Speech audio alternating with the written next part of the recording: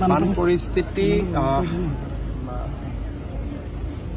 অলপ উন্নত হৈছে আৰু এতিয়া আমাৰ বহুখিনি জাগাত আমি যাব পৰা হৈছোঁ।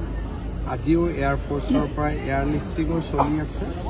আমি আৰ্মিকো হাতত লৈছোঁ যাতে আমি যাব নোৱাৰা জেগালৈকে বান সাহায্য যাব পাৰে আৰু মেডিকেল কেম্প, হেল্থ কেম্প, সাহায্য অভিযান এইবিলাকে যোৱা কালিৰে পৰা এটা গতি পাইছে আৰু আজিও ভাল কৰি চলিছে।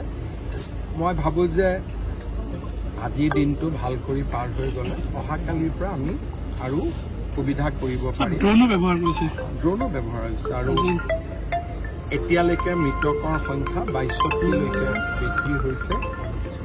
দয়াঙৰ পৰা যিটো পানী নামি আহি গোলাঘাটক প্ৰভাৱিত কৰাৰ সম্ভাৱনা আছিলে, সেই সম্ভাৱনাটো এতিয়া নাই, কাৰণ ধনশিৰি আৰু ব্ৰহ্মপুত্ৰ যথেষ্ট তলেদি বৈ থকাৰ কাৰণে দয়াঙৰ পৰা অহা পানীটো ওলাই যাব পাৰিছে। সেইকাৰণে গোলাঘাটক লৈ আমাৰ যিখিনি শংকা আছিলে, সেই শংকাখিনি বহু পৰিমাণে দূৰ হৈছে।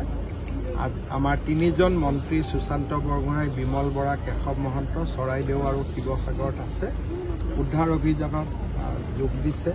আজি আমাৰ কেন্দ্ৰীয় মন্ত্ৰী সৰ্বানন্দ সোণোৱাল ডাঙৰীয়াও যাব আৰু 2 দিনৰ ভিতৰত মই আকৌ এবাৰ তাতে যাম, যাতে মানুহখিনিক আমি সকলো ফালৰ পৰা সহায় কৰিব পাৰোঁ।